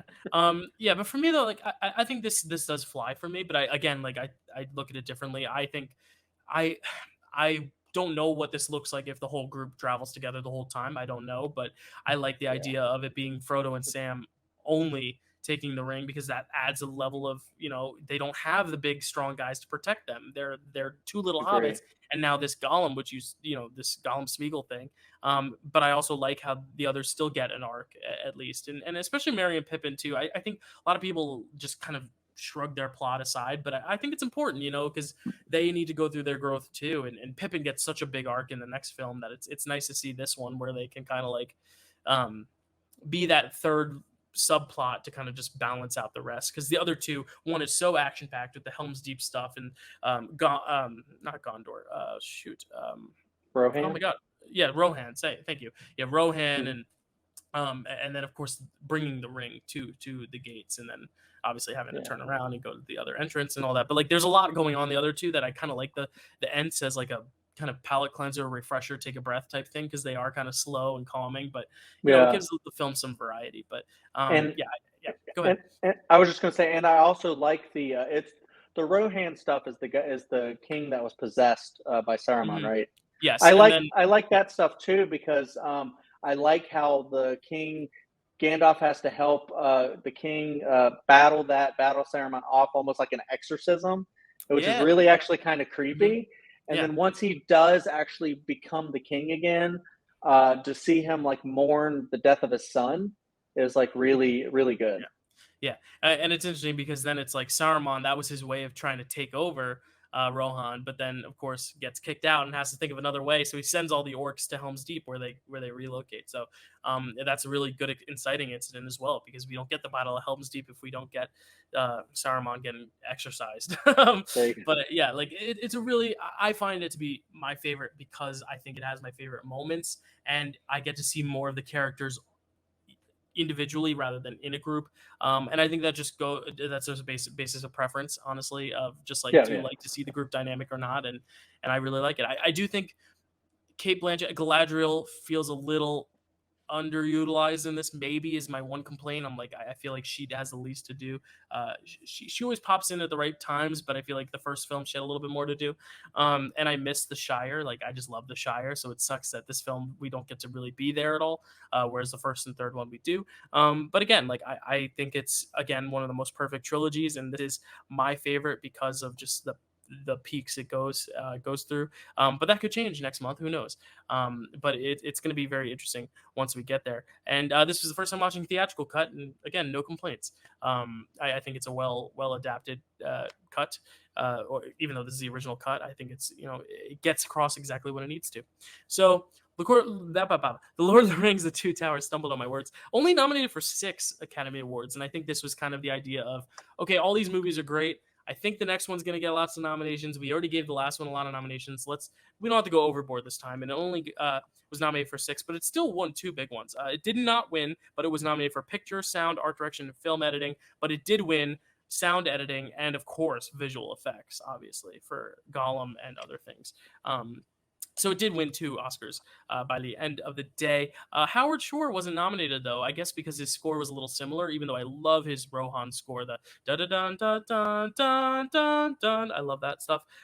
It would have sounded even more beautiful had Władysław Spielman played it on his piano. So why don't we talk about him? Why don't we talk about The Pianist? The Pianist, directed by Roman Polanski, written by Ronald Harwood, cinematography by Powell Edelman, music by Wojciech Kilar, and starring Adrian Brody, Thomas Kretschmann, Frank Finlay, Maureen Lipman, Amelia Fox, Ed Stoppard, Julia Rayner, Jessica Kate Meyer, and more. Synopsis: a memoir of the Polish-Jewish pianist and composer Władysław Spielman. Yeah, you probably did that better. No, that was very good. I just gave it a little bit more just because I was trying to be a little harsher with the Polish German accent stuff. But yeah, that was good. Yep, a Holocaust survivor was what he was. So sorry, yeah, I interjected your plot summary. I was commending, though, your pronunciation, because I'll be honest, Chad, you have some tough tasks ahead of you sometimes with the pronunciations of things, and to pronounce Władysław Spielman that well, I mean, that was very impressive. Even I can't do it as well. I'm tripping all over it. But yeah. Like I said earlier, surprise win for Roman Polanski, a surprise win for Adrian Brody. The Academy really ate this up because, it's a powerful biopic. Academy loves that, but I think this is definitely a lot more special than some of your run-of-the-mill biopics because it is capturing obviously such a tragic time. This is obviously after Schindler's List, but I think it's a different type of story than Schindler's List. Schindler's List is obviously a very distinct story within the Holocaust, whereas this, I think, is more of the general, like, what a person in hiding suffers, and kind of the mundanity of it and the silence of it, especially the choice of deciding to make it about the pianist. And I get it's a real story, but this could have been about any Jew in hiding, but the fact that they make it a pianist who his whole life is making music and making sound, to where he has to be in these tight little spaces and not being able to make any sound, and the urge to want to just play music, and that ends up being what saves his life as well. I just think that's so brilliant, and it's touching, but it's also deeply, deeply depressing. This film. This is a tough watch. Chad, was this a first watch for you, or? This was a first watch for me. Oh boy, and maybe a last watch, because I don't think I'll ever watch this again because it's so tough, to get through. But tell me, what do you think of this one? Yeah, I mean, you can't help but watch this and also kind of like compare it to other films of its type. Like you brought up Schindler's List, and we already covered Life is Beautiful. Stuff. Yeah, a lot of other things. Yeah, I haven't seen Come and See. I do have it on Criterion. I need to check that one out. I heard that one is also very sad and brutal. But this one, I don't know. It's been such a long time since I've seen Schindler's List, but I think this one may be the most surprising and brutal versions. And I was surprised because I didn't know exactly what this was about. I knew it was about a pianist in World War II, like Holocaust era, but I didn't know like he would go through such a transition as he does, and how brutal this movie would actually be. But just to see some of the stuff Yeah. that happens, like it's so easy to just forget like the time. People like today, like it's comedy. Sometimes people make like Holocaust jokes and stuff like that. Look at You know, Jojo in Rabbit. like, Now we're making satires about it. exactly, you can do that, or like in comedy specials, make jokes about it. But like when you go back and you just so easy to forget just how brutal and insane a time it was, that nobody here really knew the full extent of what was going on until a lot of it was already done. And just to go back and see a lot of the stuff, I don't think even Life is Beautiful, I don't think really got to the brutality of it, because it was such I more of agree. a sweet natured film. And it was from more of a That child's perspective as well, which also skews things. Because also, I think perspective exactly. is a big part of it as well. And it's hard not to say, well, it's Roman Polanski, so I don't want to see it in his perspective. But it's like, this is a guy who, as much as we might hate him as a person or dislike what he's done, he was a kid who grew up in the Holocaust. His family was in a ghetto when he was 10 I years didn't old or know whatever. that. Yeah, so this is Oh, like a very personal story, and obviously this is obviously Vladislav I can't speak Spielman's Spielman. story. It's his story, but it is a lot of the terrors of what you're seeing just in the streets. That's all personal experience from Roman Polanski. So like, as much as you can Wow. condemn the director, you can also like understand and appreciate just how authentic it is because of that, and how heartbreaking it is, and how deeply personal it is, and how much it must have taken to get this on screen and to go through this again. Because when you're Yeah. filming something that's this realistic, you've got to live it with your own eyes. You got to stage these sequences. You've got to watch an old man getting pushed out of a window out of a wheelchair. Like, Oh you've my got to do God. that, and Yeah. that is awful. And I can't imagine being on that set and how hard that must be. And I think that's part of why he did win, because it's a huge task to make any movie of this kind, let alone be someone who has firsthand experience of it and having to make it. Which even Spielberg, I don't believe, grew up during the Holocaust, Yeah. so he didn't even have that firsthand experience, even if he might have had relatives or been closely connected in some way to it. Like, once you live this, it's like you're putting yourself out there. It's a very vulnerable act, I think. And I think in a way that makes it maybe one of the most just realistic depictions. So Mhm. that even like makes this more of a watch. Like you said, like you might not ever want to watch this again, or maybe just watch it like every once in a while. Maybe Mhm. watch all of the ones again. Just as a reminder of, Yes. that's what great film can do, is just as a reminder of the worst that humanity can get to, or whatever, Right. or one of the worst things that can happen with humanity, and the Yeah. way that um, just the total disregard for human life that someone can actually have once you create in your head that this one type of human being is less than Mm, you and not worth yeah. anything, just like a less than a dog, I guess, which I Yeah. think It's dogs are awful. worth a lot. But Yeah. Yeah. But I know um, what you mean. Yeah. yeah, Yeah. and seeing just like the different levels of brutality that these people inflicted on so many people, just like having like people in a line, and then you're like, just having a woman ask a question and she just gets shot right in the face, like right Yeah. there, just It's so random. sudden. Yeah. It's random. It's scary because you just don't know when something like that is going to happen, and that just makes it kind of a horror movie in a way, where you're Oh just yeah. watching this, you're wondering when the next kill is going to happen, and you just know all of this stuff really happened in a very realistic way. And just seeing, yeah, people lying on the ground, getting shot, just in a line, and then the having to reload, and then the one guy, and you're like, he's going to kill that guy right in this. And it's just like, and like you said, like one of the first instances, and one of the worst, is throwing that guy in the wheelchair just over that. They're like, how, what? Yeah. It honestly pisses me off when I watch it, because it's one of those Yeah, movies that gets me so angry, and I think it's meant to. It's supposed to make you upset and angry, because yeah, Holocaust movies are not. I mean, the priority is not to entertain. It's just not. like in its at its core, it's what you said. It's to prevent it from happening again. Because if art disappears, then it's prone to happen again. Like art is a reminder of what we cannot do again, or what we should strive to do.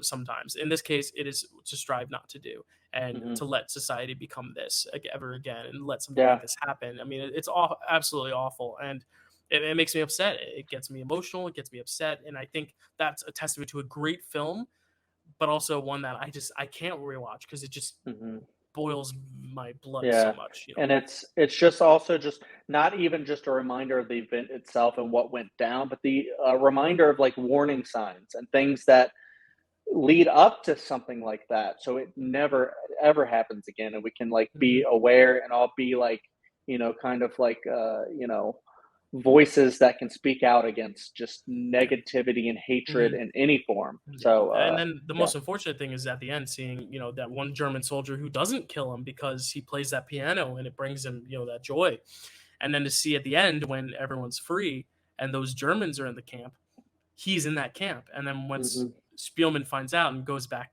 to see if where he is, he's gone, and you find out he died. So even him, who was considered one of the more, I don't want to say noble because he is still a man in Nazi uniform, but like one of the more sympathetic or empathetic, I guess, as empathetic as you can be, someone who lets a Jew survive still had its consequences no matter what. So either you're doing this horrendous action, you're at the other end of this horrendous action, or you're standing up for what's wrong and then getting killed anyway.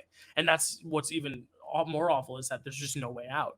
And I think that's what's so terrifying about this compared to any other catastrophe or awful thing that's happened put to film, like Holocaust.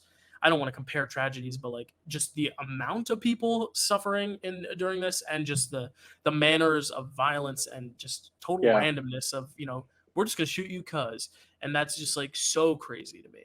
And again, it gets me mad. I'm like fuming right now. I'm like, oh, I hate this. And I hate, again, that someone that is not very well respected because of the own personal awful things he's done is able to still make something this beautiful art-wise. That also frustrates me too, because I can't really praise the director much as a person. But again, he made great art. And we talked about this with Tess in 1980 as well. Like, it's just, he makes good movies. And this is a good one, I think. Rosemary's Baby too. Yeah, that's another great movie. Another great horror film as well. So, any other words on The Pianist, or? Adrian Brody just kills it. He's good. He's very, very good. And definitely seeing that decline in physicality too, like seeing the frailty and also the beard and everything. I think that aided well. Surprised this didn't get nominated for makeup, and neither did Lord of the Rings, neither did The Hours, neither did Gangs of New York. I don't know what they were smoking that Academy, but none of those were nominated for Best Makeup. But what The Pianist was nominated for, 7 nominations. It won 3. It won 3 big ones. It won Best Director for Roman Polanski, Best Actor for Adrian Brody in an upset, and Best Adapted Screenplay. It was nominated for Best Picture, Cinematography, Costume Design, and Film Editing. What we now have to do is rank these films.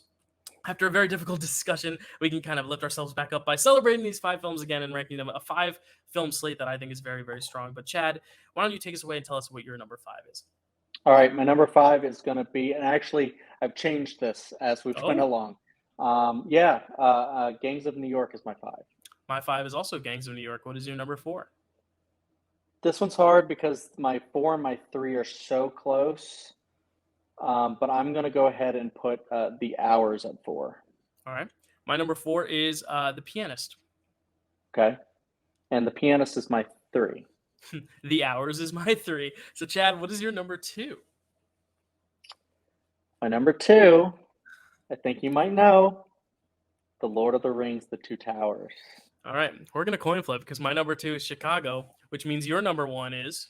Chicago. And my number 1 is The Lord of the Rings, The Two Towers. We have not done a coin flip in quite some time. Yeah. I believe the last time was Coda, probably, beating West Side Story, I think, was the last time we did this. So, it's been quite a while. So we are going to flip a coin. Would you like to be heads or tails? I forget. You call it.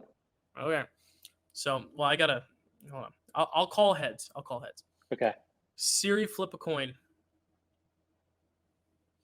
Chad, you and the Academy are winning this one. So our 2002 Best Picture, decided by us, because we did pick the top 2, but ultimately decided by Siri, is Chicago, the actual winner of 2002. So Lord of the Rings will not be sweeping Picture This, but it didn't sweep the Academy either. So At least not in 2001 or 2002. 2003 is a different story. That was another demolition of a sweep. But let's give out our acting prizes. We're going to start with you today, Chad, with our Best Actor prize. So, Chad, why don't you tell us who your best actor, and this is a tough one because there are some good acting performances. I have two I'm agonizing between, so if you take one, that'll make my job so easy. If not, I don't know what I'm going to do. But who's your number one actor? I'm going to take probably the most, this is going to give it away, subtle performance that I think just the way everything that was done with it was just so subtle, and the way he just really nailed this. And I mean, you actually said everything that I wanted to say best about it, and it's just like the way it evolved over screen, and just kind of like, it's Adrian Brody I'm talking about, the Pianist. The actual Best Actor winner, yeah, just the way, I mean, I think it's deserved. Like, I wanted to do Daniel Day-Lewis until I saw The Pianist, and then I was like, I don't know, this guy, and just the way he, is in this movie is just, evolving or devolving, I should say, because of circumstance over the course. But then at the end, being able to become the not withered, dying guy that he was, just the scene when he has the enemy coat on because he's cold, and then he is getting shot at, and then he's running away, and then just saying, no, I'm just, and he can't even really, it's hard for him to even yell out this stuff because he hasn't made noise in so long. It's like he can't even project his voice, even like it's physically in it. He's not physically able to shout, And then like they're just like, why are you wearing that damn coat? And he's like, I'm cold. And he just does all of that so well, and it's just a really, really great performance. So Adrian Brody. So you actually mentioned mine as well. Mine is actually Daniel Day-Lewis for Gangs of New York. I think it is, in my opinion, the best acting performance of the Best Actor nominees. I think this is tied with another performance as the best of the year, but I may be able to talk about that performance next month, if you're picking up what I'm doing. Okay. Gotcha. But I'm going to put Daniel Day-Lewis here because there's not a Gangs of New York 2. And yes, we have awarded him prizes before. This is his third on Picture This. We already gave it to him for Lincoln and for There'll Be Blood. So deserved. He's that so good. Great. He is that good. Yeah. And I think he should have 4 Oscars because I think this is equally one of the best. And, he almost won. He won the SAG, I believe the Golden Globe and Critics' Choice or whatever. But like, I really do think he is so good. And that scene where he's sitting at the bedside and Leo's had sex there, and he's just sitting there, and it's this terrifying presence of like, what does he know? What doesn't he know? And he's giving that monologue, and he's got that one glass eye. Like, it's just so good. And just the work he puts into every performance is so evident because it's such a well thought out character. It's terrifying. It's even scarier for me than Daniel Plainview in There Will Be Blood. Like, this is the scariest thing I've seen him do, to where it's my 5th ranked film, yet that performance alone is still my favorite of the slate. Like, it totally just goes to show how good that is. And I do want to shout out, because neither of us picked him, but Richard Gere, I think, was also close because Richard Gere is also really great. And oddly enough, the only one from Chicago not nominated. Renee, Catherine, Queen Latifah, John C. Reilly were all nominated. Richard Gere wasn't.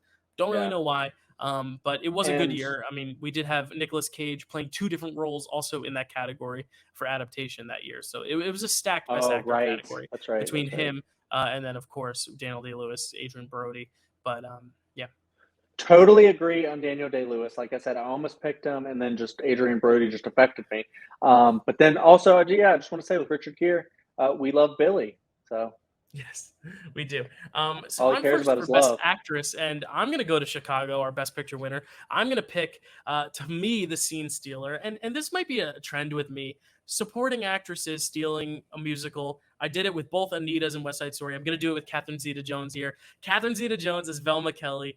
One of my favorite portrayals of a beloved, amazing character. I mean, she starts with all that jazz, and she's just so good at it, just reeling the audience into exactly what the tone and style of the film is, but also just as the film progresses, just having that really slick, sexy, cool, intriguing nature about herself through every frame. She's not the main focus of the film. She kind of takes a backseat to Renee Zellweger for a lot of it, but at the same time, she is so good at what she does, and she legitimately steals so many scenes in that movie.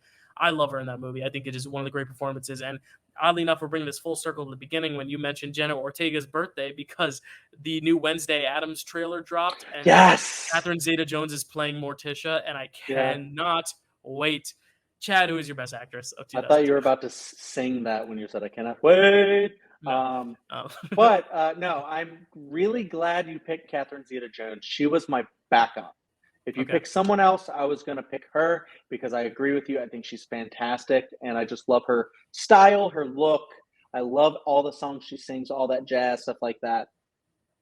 But the one that was my primary that I'm so glad you didn't pick, and I thought you were going to, Renee Zellweger as Roxy Hart. Yeah. Obviously, it was my favorite film of the slate, and I loved all the performances. Even John C. Reilly, just everything, everybody just firing in all cylinders in all of these show-stopping numbers.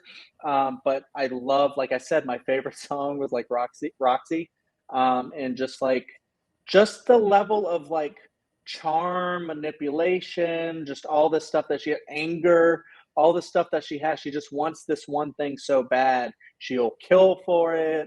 And then she's so mad at her, funny honey husband that, she's so mad when he can't get it right, can't get the story straight. And then she goes to jail. She's willing to, do whatever she can to actually get out of jail so she can still be the star. But that song, like Roxy, when she's just listening to it, even in my car, we're just listening to it, and she's just like, that showbiz, baby, and just stuff like this, the way she does that. I just love everything about her character, how she does it. I just think Renee Zellweger is just one of the great actresses that really doesn't get talked about that much. She won got for 2 Oscars, which is crazy. Yeah, she won for Judy, which I think is another fantastic performance that she did, better than the movie itself. And in this one, I love everything about her character, even though she is, such an likable, unlikable character. But just everything. And then the physicality of the role, like when she does the dummy stuff, I just it's really good. How she does all of that with this, and just the way the filmmakers, made that scene, just in her chemistry with Richard Gere is so great. Everything about it I just love. So sorry, I'll mention the other one she won for was Cold Mountain in 2003. Oh, but the thing with her though, Chicago was not the first of her 3 nominations. Actually, the year before, in 2001, last month, which we didn't talk about because it wasn't Best Picture nominated, but she was nominated for Bridget Jones' Diary. So she was nominated 3 times in a row. So she was nominated for Bridget Jones, Chicago, and then finally won for Cold Mountain, and then won again later for Judy Garland in Judy. So she's had quite a great career, but especially in 2001 or 2003, she was nominated every year. Her and Nicole Kidman really ran the Oscars. But yeah, my backup would have been Julianne Moore for The Hours, another great performance. Ed Harris also for The Hours, so good. This slate is so performance heavy, and then all the ones from Two Towers that I'm sure we'll still have on the back burner for next month, just because there's so many great performances in that as well in Lord of the Rings. So it really is such a good slate. But to recap, my best actor for 2002 is Daniel Day-Lewis for Gangs of New York. Chad's is Adrian Brody for The Pianist. My best actress is Catherine Zeta-Jones for Chicago. Chad's best actress is Renee Zellweger for Chicago. And our best picture for 2002, as decided by Chad and Siri as a tiebreaker, is Chicago. Very exciting. We loved it as a good tiebreaker, kept things nice and fun and suspenseful, and we ultimately got a great film out of it. So I'm really, really excited. And moving on to next month, we are going to finally wrap up our Lord of the Rings trilogy. We're actually starting the month with Lord of the Rings. It's the first one alphabetically, actually. Next month, we will be doing the year 2003, starting with The Lord of the Rings, The Return of the King, moving on to Lost in Translation, Master and Commander, The Far Side of the World, Mystic River, and finishing with the horse film Seabiscuit, starring our one and only Spider-Man, Tobey Maguire. So a great slate of movies. We're actually starting with Lord of the Rings, which will be fun, and we're ending with a horse and Tobey Maguire. How fun. I have only seen 2 of those films, the first 2, Lord of the Rings and Lost in Translation. So I'm excited to, for the first time, be seeing Master and Commander, Mystic River, and Seabiscuit. I've heard it's a great slate. And if this has any intuition, this slate was very, very tough. If next slate is even better or just as good, it's going to be even tougher. But Chad, any insight before we head into 2003? Yeah, I mean, obviously I've seen Lord of the Rings 3, I think is what it's called. And then I've seen Lost in Translation, and I've seen Mystic River a few times. Okay. All 3 movies I at least enjoy. I guess that's all I'll say. And I haven't seen Master and Commander, heard great things. And then also Seabiscuit. I've been meaning to watch. I have it on Blu-ray. I just still haven't watched it yet. But it has our favorite Spider-Man in it, like you said. That's right. Yep. So that'll be next month. This was 2002. Chad, where can they find you? All right, you can find me here. I do other things on this network like Draft Day and things like that. I also am over at the Nerd Entertainment Network where we have a show called Welcome to Primetime with me, my wife, Carrie Webb, my friend Hunter Chambliss. We talk horror stuff. Sometimes we do movies like Nope, and sometimes we do shows like Midnight Mass and other things. We started doing like a big Buffy thing, and so I hope we continue doing that because that's been very fun as my friend Hunter experiences Buffy. And my buddy Dylan was doing that a little bit ago. Maybe soon he'll continue. Yeah, there you go. And then I also do my own kind of ranking thing. We did some of that earlier. We just did phase 3 of the MCU. It's on my channel, Chadwick Webb. I'm going to drop that at some point soon, where we just rank stuff with, me, my friend James Hancock, my wife, and then Dylan as well is on there quite a bit. And we just did a huge long episode for the phase 3. That's going to be really fun. Check that out. Yeah, it's a long slate. We have plans to do like Denis Villeneuve and Star Wars at some point. Hopefully those will be soon as well because I had a blast doing this one. But in the past, we did Edgar Wright, Harry Potter, Christmas, and then the phases. I think that's all we did. Edgar Wright, did I already say that? I keep repeating myself. Anyways, I also do debate with TMG's Movie Battleground. I actually got to a title match over there, which is really cool. I don't think I can spoil what happened with that because that hasn't dropped yet. But I have a lot of fun over there, so check me out over there. Trivia kind of everywhere, and cool. Yeah, as always, thank you, Dale. This was fun. Of course, yeah, this was a fun month. It was a very long video, but because we had a lot of great things to talk about. You can find me at Dylan_Randazzo at Twitter and or Letterboxd. And you can find me here at the Dill Pickle Movie Network, where you can find all the other videos: Draft Day, Frame Wreck, of course, Picture This, old episodes, Picture This, new episodes, Picture This, coming every month. And there's a cat to close us out. Everything's gonna be Roxy. I don't know how to close this show, but thanks guys for watching. We'll see you next time.